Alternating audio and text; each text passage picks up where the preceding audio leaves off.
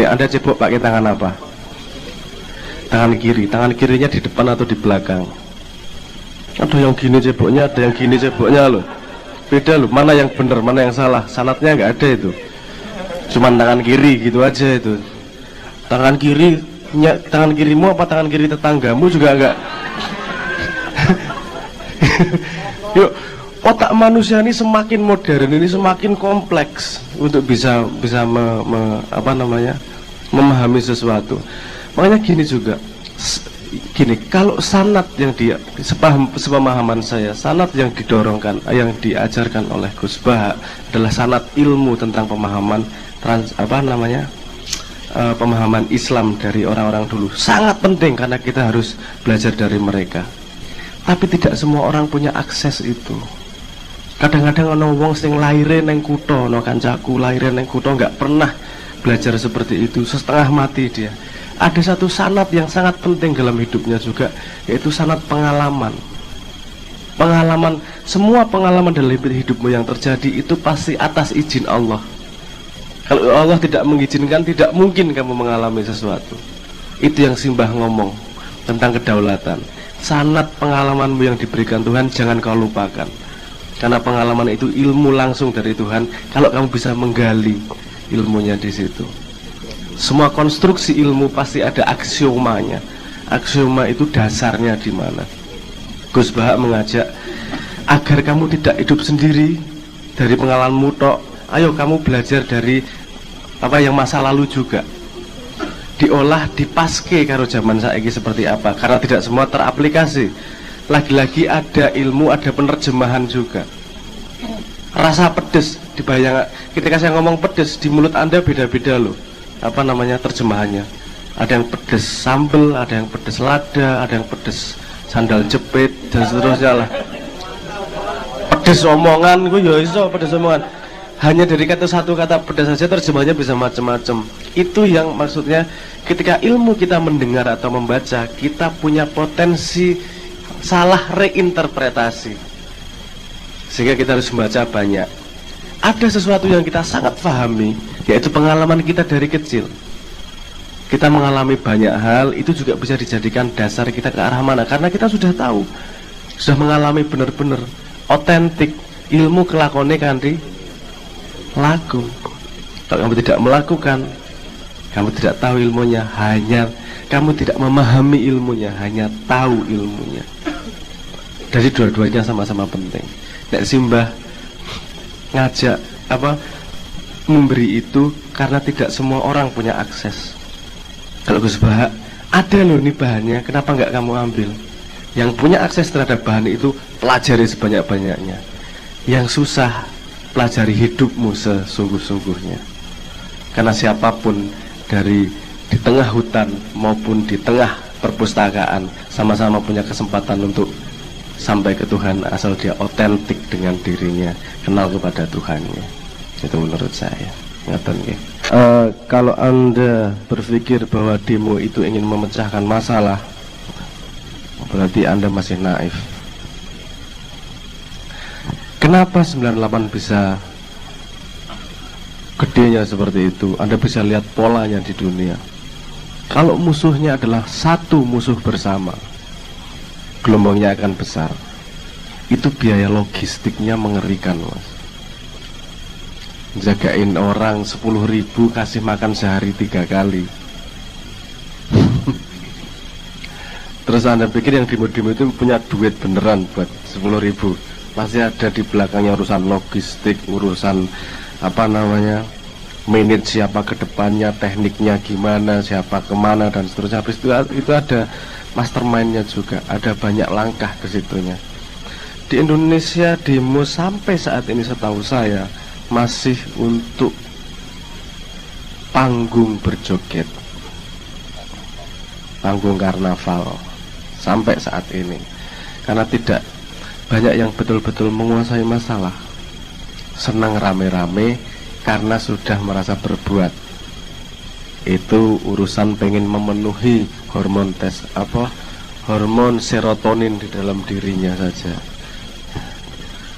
Kalau enggak enak hatinya. Teman-teman, aku tak berbuat lah sebisa mungkin. Pokoknya orang ngerti, pokoknya mangkat. Padahal rakyat itu adalah kekuatan yang sangat-sangat besar. Dia bisa mengalahkan semua kekuasaan, dia bisa mengalahkan kapitalisme rakyat itu. Cuman masalahnya rakyat itu cair, tidak bisa dipadatkan untuk menjadi kekuatan. Tidak mudah. Kalau dia menjadi satu aliran, semua habis sama rakyat.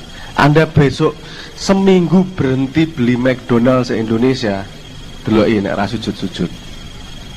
Nggak salah lama-lama. Tapi yang membuat kompak itu kan tidak sederhana, karena setiap orang punya level pemahamannya sendiri-sendiri. Makanya saya pernah berkata, mengkritik gini nih, mengkritik bukan dalam rangka buruk ya, mengkritik itu saya pengen menganalisis apa benar atau enggak gitu loh. Saya waktu itu pernah mengkritik revolusi mental. Saya bukannya nggak setuju, saya senang banget kalau bisa terjadi revolusi mental. Tapi sepengetahuan saya sepanjang sejarah yang ada di dunia yang pernah saya baca, tidak pernah terjadi revolusi mental tanpa didahului oleh darurat nasional yang dipahami oleh semua orang. Harus ada daruratnya dulu nih. Bom Hiroshima Nagasaki, Black Plague, bubonic plague di Eropa yang membunuh 6 juta orang sehingga terjadi Renaissance, Great Sting di London, segala macam, banyak macamnya. Pasti ada darurat yang semua orang paham dulu, terjadi revolusi mental langsung semuanya, karena semuanya merasakan harus berubah bersama-sama. Belum ada yang revolusi mental langsung dipimpin sama pemerintah. Ini wong nyun saya mau ngomong ya, pemahaman saya semua nabi itu pengen merevolusi mental, dan tidak ada yang bisa melakukannya hanya dengan sekejap. Kalau Islam itu startup, Kanjeng Nabi di Mekah itu 13 tahun startupnya punya user 236 paling, nggak lebih. Startup Islam lah, katakanlah gitu. Kan sedih banget tuh, 13 tahun. Tapi kan revolusi mental memang tidak pernah dilakukan dengan lambat, metodologinya harus jelas. Tapi setelah saya dijelaskan detail langsung, ternyata memang selipnya pada penerjemahan revolusi mental tersebut. Maksudnya sebenarnya bukan yang jadi pendidikan karakter apa segala macam itu kan nggak, menurut saya nggak beres. Nah gini, sekarang kenapa energinya beda? Karena sekarang arusnya tidak jelas, Mas. Sekarang siapa lawan siapa? Kita kan masih orang lawan orang lagi nih, belum orang melawan masalah nih. Ini sekarang masih bertahan loh, oligark melawan oligark. Saya nggak perlu nyebut lah, Anda tahu oligark mana lawan oligark mana, punya kesempatan sendiri bikin oligark lagi. Anda lihat tahun 2024, kalau permainannya sama seperti ini, jorok ya mesti rakaruan. 2019 saja Anda merasakan Twitter seperti, ya Allah, trending topiknya tiap hari kan menyenangkan banget. Tiap Jumat, Prabowo Jumatan kemana? Prabowo Jumatan kemana? Tiap Jumat ya aku nyenengke banget iki piye responnya iki Prabowo Jumatan di foto, cie pamer Jumatan. Nah, sudah salah meneh to. Urip ki salah terus lah nek isine musuh-musuhan iki. Karena musuhnya adalah musuh yang orang lain.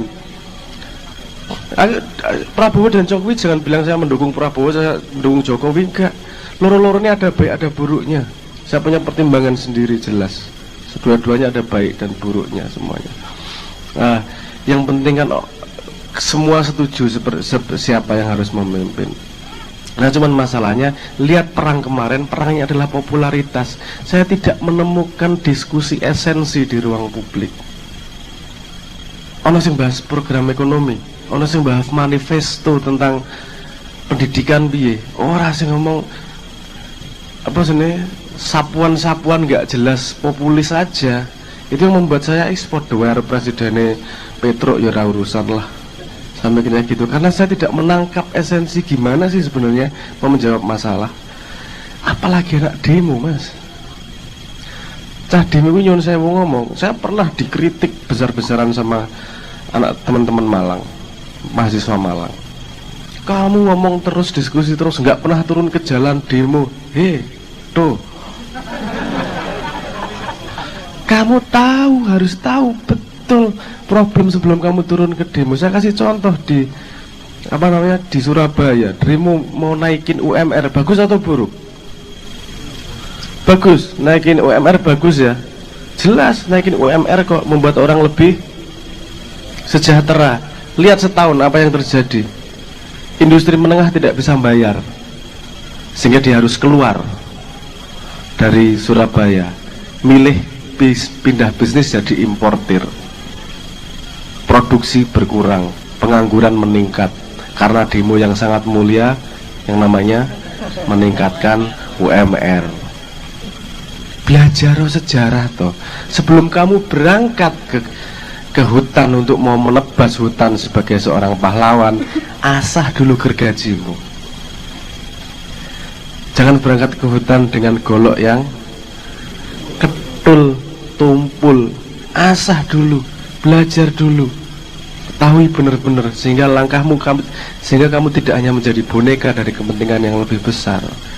Kamu daulat menjadi dirimu. Mak iya ki pokok-pokok yang ini rano sing biayai, dan dari 7 orang pakai uplik itu tadi, kita cuman sederhana nggak pengen manen, kita panennya nanti gampang. Kalau kita semua menjadi orang yang daulat, jelas dah panen akan dengan sendirinya, karena kita berharap yang panen bukan hanya kita, tapi anak cucu kita dan seterusnya yang panen. Kan ngono. Terusan demo ngono Mas. Iki iso ruwet sak donya iki hampir ana demo sing Hong Kong lumayan itu. Lumayan apa jenenge? Organik. Tapi memang supporter yang berduit juga ada untuk memanage itu semua. Yang Indonesia, gue biasanya ono sing bayar, munggah, joget, ya oke, diwawancarai selesai, cuman gitu. Menurut saya ya tidak merendahkan, tapi kurang tajam itunya goloknya.